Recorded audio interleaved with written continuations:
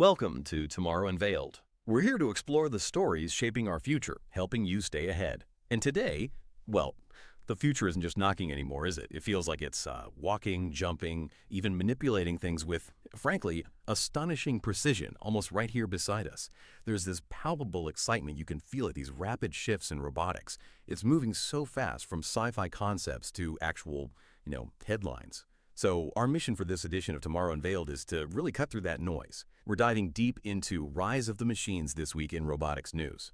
We'll explore the latest, most significant breakthroughs in AI robotics from just the past week or so. And we're focusing specifically on what our dedicated research team has identified as the most important and really thoroughly cross-corroborated developments from all the information they gathered. Exactly. This is all about pulling out those crucial nuggets of knowledge, those key insights, to help you really grasp the inflection point we're seeing right now in humanoid robotics. Because this isn't just about, cool new prototypes in a lab anymore. Our research suggests this period marks a really definitive shift. We're moving from theory to, well, practical, large-scale commercial deployment. And the implications for industries, for society, they're staggering, really. Okay, let's unpack this then, and maybe start with some numbers that really jumped out at us, some seriously impressive figures. One standout finding from our analysis is just the unprecedented flood of capital coming in. It's validating the commercial viability of humanoid robots in a way we haven't seen before. The whole market perception, it seems, has clearly shifted. It's gone from speculative research to this, well, aggressive, really well-funded race for commercial dominance, and leading that charge seems to be Figure AI. What became really clear as we looked through the data was the news about their Series C funding. It's huge, over $1 billion in capital raised. $1 billion, yeah. At a post-money valuation, our team found, of $39 billion. Now, for anyone unfamiliar, post-money valuation is the company's total worth after this new investment. A number like that, it certainly suggests massive confidence in this humanoid form factor, wouldn't you say? Oh, absolutely. And that's a critical distinction, the valuation point, because what's truly fascinating here and what the research highlights is that this investment isn't just money dropping in, it's really a strategic alliance forming. You look at the key investors, NVIDIA, Intel Capital, Salesforce Ventures. These are major players. They seem to be actively building the whole technological ecosystem needed to support humanoids, almost like positioning them as the next major computing platform. Interesting analogy. Yeah, think back to the ecosystem-driven models, the personal computer revolution, the smartphone revolution. It feels like the same kind of playbook. But this time, it's for physical agents. These companies aren't just writing checks. They're integrating their core tech to make this future happen. And the financial momentum, it doesn't stop with Figure AI.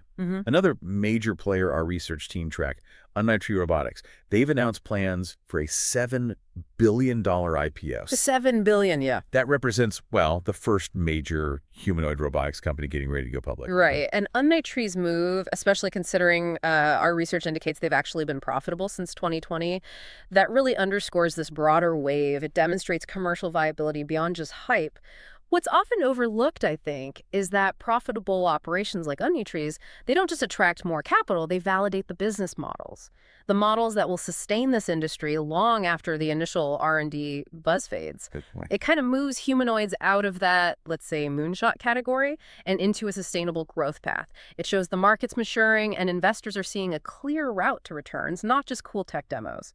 This financial confidence is absolutely crucial because it directly fuels the tech development, right? It lets these companies scale up, move from prototypes to, well, potentially mass production. Okay, so the financial validation is definitely there. Unprecedented, really. But, all that investment needs something concrete to build on.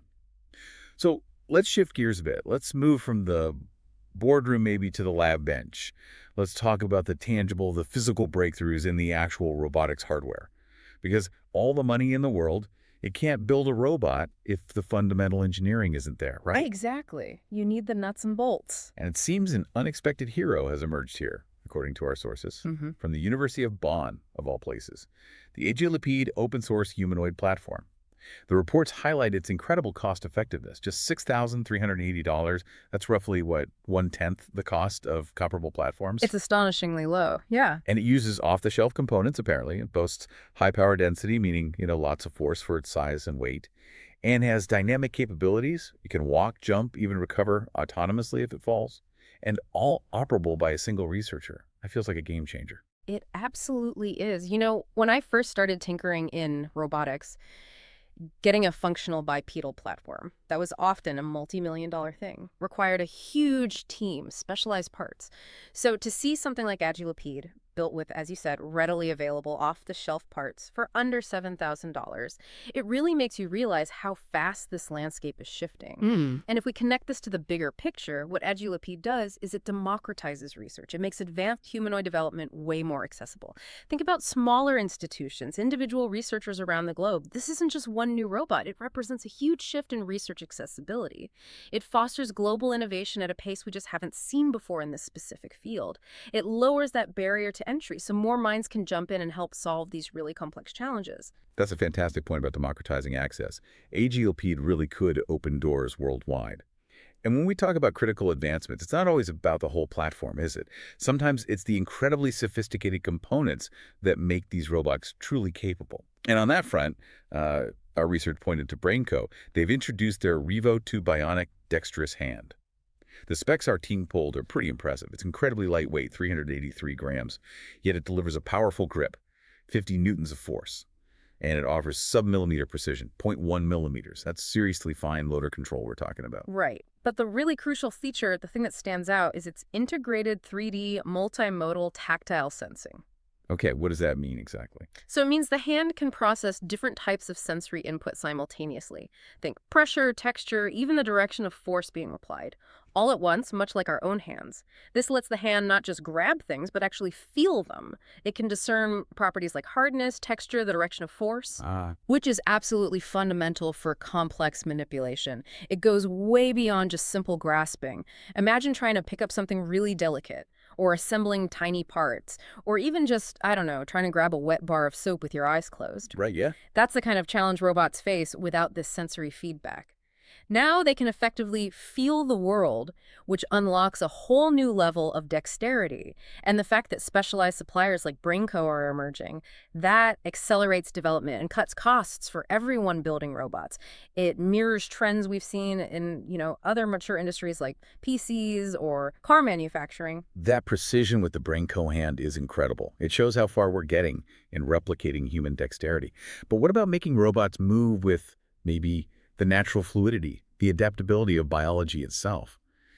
That leads to something fascinating our team flagged from Zurich this week, a biohybrid breakthrough. They've apparently succeeded in integrating biological muscle tendon units with synthetic robotic systems. Yeah, this is really forward-looking stuff, and it isn't just about making movement look smoother.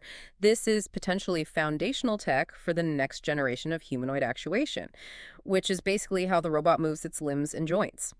Imagine the difference in energy efficiency or maybe resilience to impacts or even just more natural interaction if a robot could leverage actual biological muscle properties. Adapting its force and compliance in ways that pure mechanics often struggle with, it sort of blurs the line between organism and machine, doesn't it? It really does. It opens up entirely new design possibilities for how robots might move and interact in the future. Okay, mind-bending stuff. Yeah. Now let's talk about the intelligence, the driving force behind these increasingly capable bodies, the new brains, so to speak. We're definitely seeing a rapid evolution in how robots perceive, reason, and then act in the world. A huge area of development, yes. And a prime example seems to be Figure AI's Helix system. Our research suggests this represents the real rise of vision language action models, VLAs. VLAs, yeah. So essentially, these models let robots understand what you say, see what's around them, and then, crucially, perform a physical action based on combining that understanding. Our research describes its architecture as a kind of two-brain setup. There's a large, high-level multimodal model, 7 billion parameters for the slower, sort of deliberative reasoning. Right, the thinking part. And then a smaller, much faster transformer model, 80 million parameters, handling the real-time motor control. It's almost like our conscious thought versus our reflexes working together. A good analogy. And Helix apparently boasts some groundbreaking capabilities. Continuous high-rate control over the whole upper body, including individual fingers, multi-robot collaboration, and, maybe most impressively, the ability to generalize, to manipulate thousands of unseen objects just based on natural language prompts, like pick up that apple. Even if it's never seen that specific apple before. Exactly. And critically, it's optimized for onboard, low-power, embedded GPUs, which means it can operate independently without constant reliance on the cloud. which is huge for real-world deployment. And this really represents a fundamental shift, how robots perceive, reason, and act. What's happening here is we're grounding all that pre-existing knowledge from massive vision language models, grounding it in physical action. Nudging it out of the digital world. Precisely. It's moving beyond just understanding language or seeing an image to actually doing something intelligent with that info in the real world. Think of it like an architect who not only gets blueprints, that's language, and can visualize buildings, that's vision, but can now physically build them with their own hands, that's the action. Got it. And this raises an important question, really. If these incredibly powerful AI models can be so seamlessly translated into physical action, well, what are the limits? And OpenAI making a strategic re-entry into robotics, specifically focusing on humanoids, that's a massive validation of this whole VLA-centric foundation model first approach. Right. They seem to be betting heavily on this paradigm as a critical path towards artificial general intelligence, towards AGI. And speaking of foundation models, another fascinating development our team looked into is Robotics' Dyna-1 model. Now, this isn't exclusively humanoid, apparently, but it's positioned as a powerful general-purpose foundation model for robotics, and it's demonstrated remarkable performance. Our sources mentioned over a 99% success rate in continuous 24-hour autonomous operation. 24 hours straight. On complex dexterous manipulation tasks, and often trained directly in real-world environments, not just simulation. They're really pushing that continuous learning angle. Yeah, and that's key. This isn't just about teaching a robot one trick perfectly. It's about creating a system that learns from its mistakes, constantly refines its skills over time. Like a human apprentice, maybe, but one who never gets tired or needs a coffee break. Right. And this contrasts quite nicely, actually, with the approach Agility Robotics takes for its digit robot. Agility uses more of a hierarchical control stack, like layers of commands, and they leverage simulation to real transfer using platforms like NVIDIA Isaac to train what they call a motor cortex for robust whole-body control.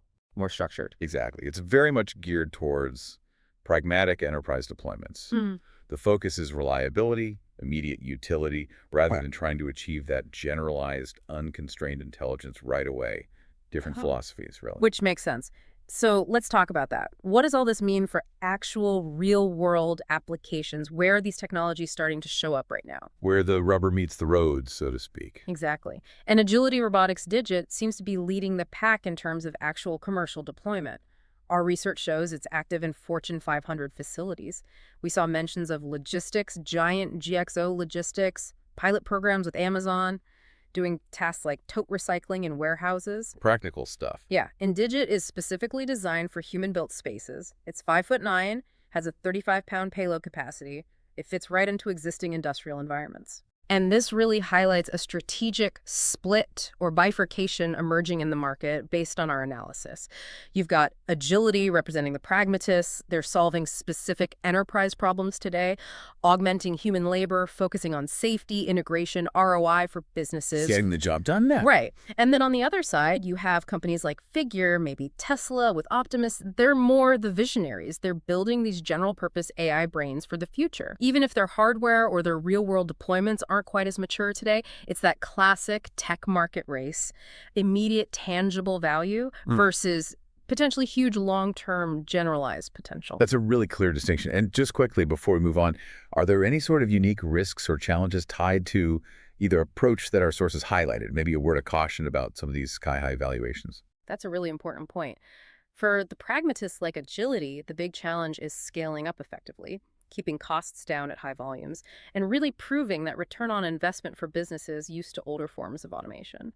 For the visionaries, the risk is, well, maybe that general-purpose AI takes longer to truly mature than everyone hopes, or perhaps specialized robots just keep outperforming them in specific tasks for a while, which could make those huge valuations seem like a gamble on a future capability rather than a current one. The speed of innovation is genuinely thrilling, but the path from a cool lab demo to widespread, profitable commercial success, it's rarely a straight line, Absolutely. A healthy dose of realism is always needed, okay? And also making strides in real-world settings is Apptronic's Apollo Humanoid. Our research shows it's demonstrated the ability to perform repetitive assembly tasks right alongside humans. This was in industrial settings, places like Mercedes-Benz, Jabil. It achieved apparently a 95% task completion rate. Pretty high. And it can operate for 22 hours straight thanks to swappable batteries. So it's showcasing practical endurance for industrial work. Which is critical for adoption. Definitely. And this loops us back, in a way, to OpenAI's strategic re-entry into robotics. Our team noted they're actively recruiting top talent, not just for humanoids, but for conventional robotic systems too. And their stated goal is very ambitious. Unlock universal robotics and advancing AGI-level intelligence in dynamic, real-world environments. They're explicitly linking physical embodiment robots to the quest for AGI. It's a very clear signal, yeah. They see robotics not just as an application of AI, but as a pathway to more advanced AI. But, to provide some crucial context here, it's maybe worth comparing humanoids to a slightly more mature category of legged robots. Industrial quadrupeds, the four-legged ones. Like Boston Dynamics, Spot, or others? Exactly, or like Deep Robotics X30 Jewing series, which our research team flag as a strong benchmark. These robots, well, they demonstrate exceptional mobility today and incredible environmental resilience. We're talking climbing 45-degree slopes, handling gravel, sand, operating in extreme temperatures, saying -20 degrees C, all the way up to 55 degrees C. Wow. Plus an IP67 waterproof rating. That means totally dust tight, can handle being submerged in water. Seriously rugged. Absolutely. And they're already proven in autonomous inspection missions, really harsh environments like underground power grid tunnels, saving hundreds of hours of what used to be dangerous manual labor. So while humanoids hold this amazing promise of general versatility for the future, quadrupeds are out there delivering rugged, specialized value right now. That's a great perspective. It just reminds us that different form factors excel at different tasks, right?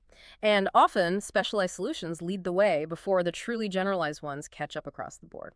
Okay, this has been a fascinating dive. Let's try to summarize the key takeaways from this edition of Tomorrow Unveiled. First, it seems undeniable. We're seeing unprecedented levels of capital investment flowing in, and it's rapidly accelerating the commercialization of humanoid robots. And this isn't just early-stage venture capital anymore. It feels like strategic growth equity, signaling real market confidence. A major shift, definitely. Second, there are clearly significant breakthroughs happening on two fronts simultaneously. Both in hardware, things like cost-effective platforms, Agilepead, and those incredibly dexterous hands like BrainCo's Revo 2. And also in the AI driving them. Advanced vision language action models like Figure's Helix and these general-purpose foundation models like Diane-A1, the brains and the brawn are evolving together. They have to, yeah. And finally, we're seeing increasing real-world deployments, maybe starting small, but they're happening in logistics and manufacturing. And alongside that, you have these strategic moves by major AI players like OpenAI. It all seems to indicate a pretty clear and frankly accelerating path towards physically embodied AGI. It really does. And this raises, I think, an important question for all of us listening to mull over. This rise of the machines, it really isn't science fiction anymore, is it? It's becoming an unfolding economic reality, a social reality. It's going to reshape industries, employment, probably human interaction itself, likely within this current decade. It feels that close. So the question becomes, how quickly will these increasingly general-purpose robots move beyond those specific industrial tasks, out of the warehouses and factories, and into truly dynamic, unstructured places, like our homes, our offices, our cities? What new skills might they unlock for humans? And, of course, what are the big ethical considerations that will emerge as they become a much more integral part of our daily lives? The conversation really isn't about if this future arrives anymore. It's much more about how it unfolds and when. A powerful thought to end on. The how and the when are definitely the big questions now. And that brings us to the end of this exploration on Tomorrow Unveiled. We really hope this gave you some valuable insights into the rapid advancements in robotics. If you're watching on YouTube and found this insightful, please do take a moment to like this video, subscribe to Tomorrow Unveiled, maybe hit that new hype button. It really helps us reach more people. And definitely turn on notifications so you don't miss our next update on the future. And if you're listening on an audio platform like Apple Podcasts or Spotify, we'd be incredibly grateful if you could leave Tomorrow Unveiled a rating and perhaps a quick review. It genuinely helps new listeners discover the show. Absolutely. And we always love hearing your thoughts. Whether you're on YouTube or your favorite podcast app, drop a comment and let us know what you think about this rise of robotics. Is it exciting, concerning, a bit of both? We look forward to reading those comments. Thanks for joining us on Tomorrow Unveiled. We'll see you next time.